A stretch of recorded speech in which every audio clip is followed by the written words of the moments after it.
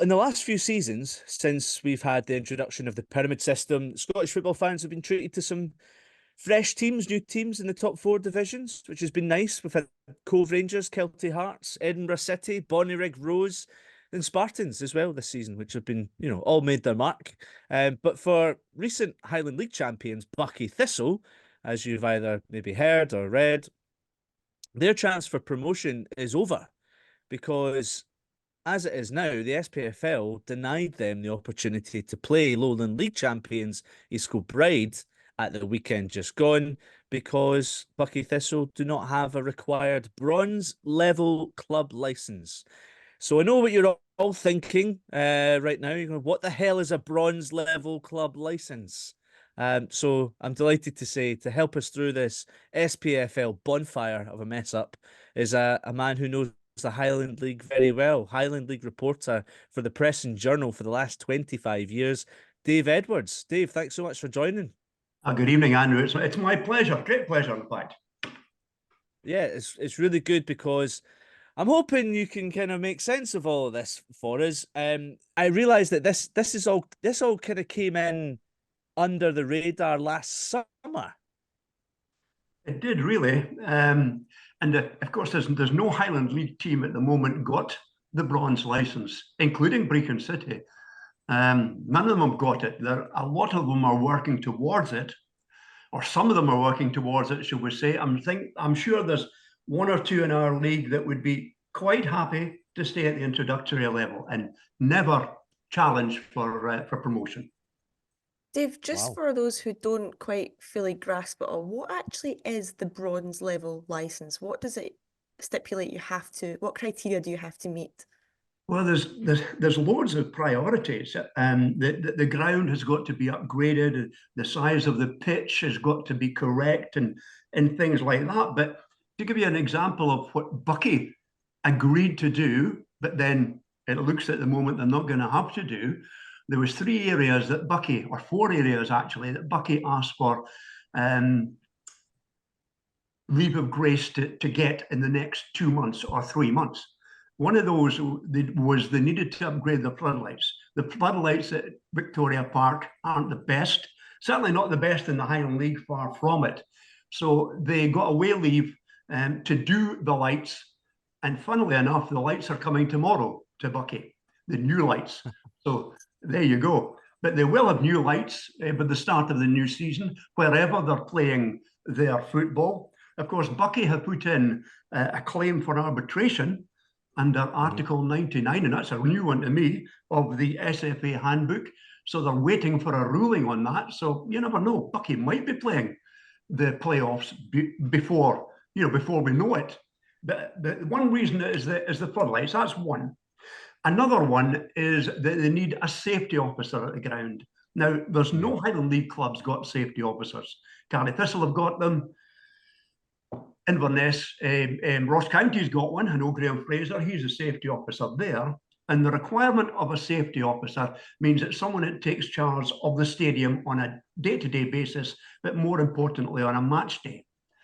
Now, I was speaking to the man who's got the job of being promoted for this role, shall we say, and he was telling me it's going to take him 90 hours of online learning to learn the job, and then he's going to have to go through some sort of test to prove that he can do it. So this is a guy who's working, day to day, 9 to 5. He's going to have to set aside 90 hours of his own time to get all the, everything that goes with the job of the stadium manager. So that's another one that Buckie managed to get a bit of a leeway with. And the final one is diversity and inclusion, which for a small Highland League club is going to be a huge one, a really huge one, because it means they're going to have, well, they do have a girls team at the moment, and they've got several boys teams, but also with diversity and inclusion, there's other areas that will have to be taken account of, things like disabled football, disabled soccer, and other areas as well. That's going to be a bit of a minefield for a small town like Buckie. So that's another one that they managed to get a period of grace over. And the third one is going to give them even more problems. They need to have a doctor at each of their home games. Now, that is going to be a big one for them. I'm just wondering if they could maybe circumvent this one. They've got a away leave until May the 15th on this one, but Buckie are hoping to have it in place by May the 10th. David Young, the club physio at Buckie, is by his job a paramedic. Now, I don't know about this, but I imagine Buckie may be trying to get the rules not changed, but can a paramedic do the same as a doctor? I know David on several occasions over the last few seasons has come onto the pitch and administered treatment for serious injuries to players in other teams. He's done that for 5 or 6 years. And he's, being a paramedic, he knows how to do most of the things a doctor would be able to do. So I'm just wondering if Buckie are going to be able to hopefully go along that line, as opposed to paying a doctor to be in attendance at the ground every week. The other big question then really is, who voted these changes in, Dave? Because it feels like it's heavily weighted in the favour of SPFL clubs. Yes, I think so. I think there's a lot of maybe self-preservation is a feeling up here that maybe the Central Belt clubs have got a wee bit of self-preservation, because once they go through the trap door into the Lowland League, or in Brechin's case into the Highland League, there's no guarantee whatsoever of getting back. And look at teams like Cowdenbeath, Berwick Rangers, East Stirlingshire, to name but 3. They're going to find it really, really difficult to get their way back into the SPFL. And another thing that I was thinking about as well, the Highland League, way back in 2016, were given an ultimatum.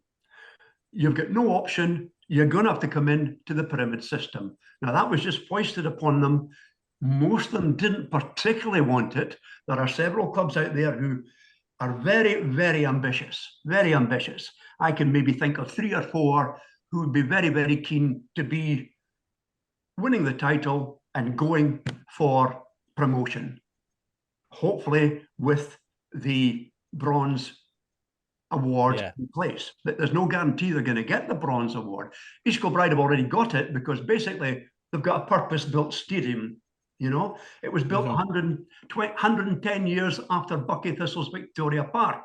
So they've got a purpose-built stadium, everything in place. There's a special medical room in place for the doctor and things like that. But Buckie, 1889, Buckie's pitch was started, Victoria Park. I was at the centenary game against Celtic in 1989. Celtic came up and played them for the centenary of the ground, and we're now another, 30 odd years further on. The ground's 135 years old at Buckie. It needs quite a bit done to it to help attain the status. But make no mistake, Buckie were working towards it. There might have been quite a few of their fans don't want to go up. There are quite a few of their fans, I know quite a few of them, that say, look, why should we go to Stranraer on a Tuesday night? Don't want to go to Stranraer on a Tuesday night. Guys are getting off the work for a whole day. They're coming back maybe 4 or 5 in the morning. They're having to go to work at 9 o'clock. That's not safe.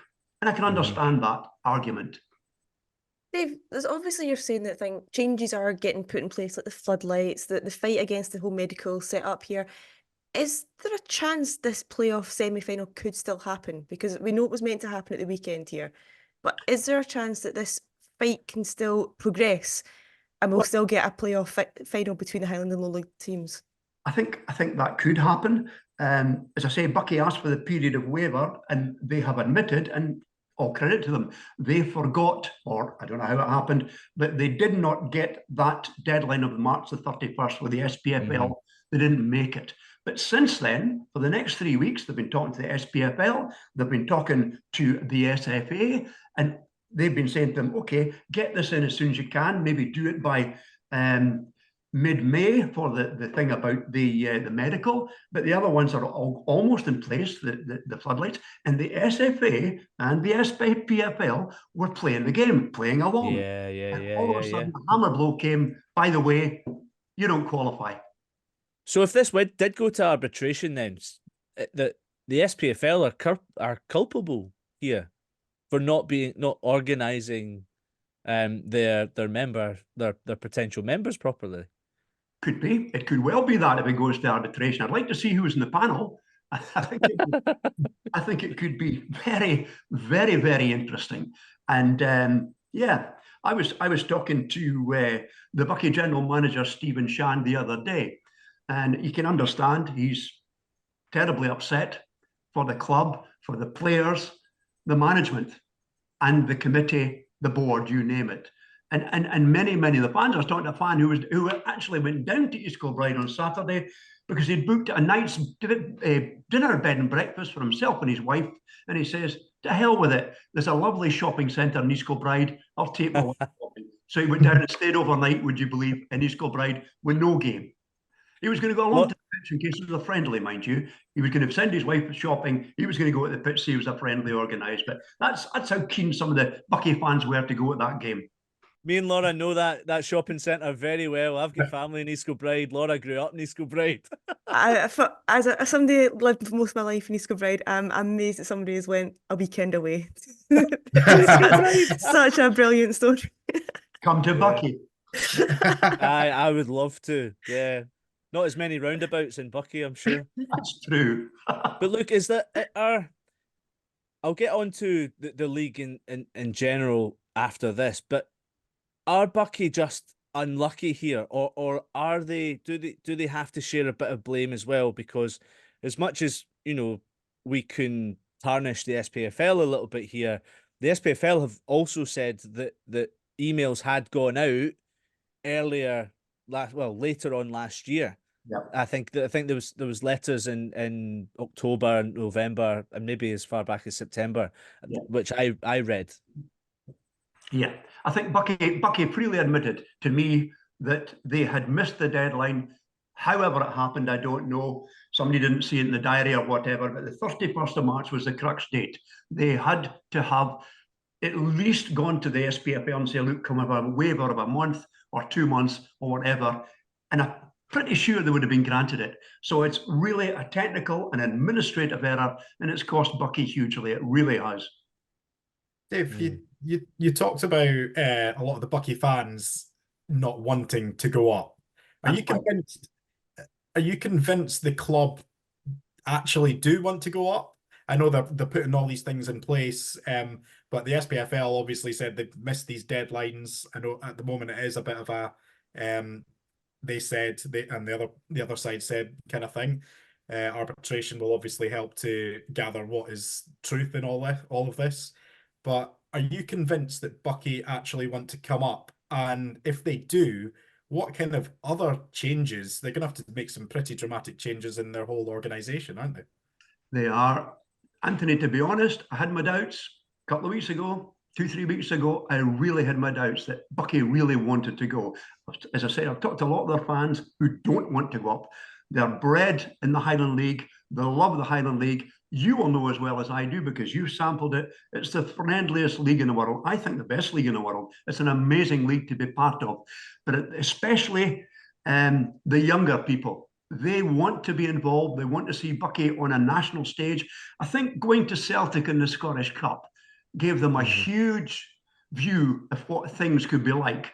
Okay, maybe Steer Park and Stranraer is not as idyllic as Parkhead, but it's a step in the right direction. I think the younger ones especially, I think it's the older guys that are maybe steeped in the Highland League that said, well, we've been there forever, we'd like to stay there forever. But I think the younger ones especially, and especially after seeing Buckie in the last 2 weeks of the season, they played 6 games in 13 days and they won them all.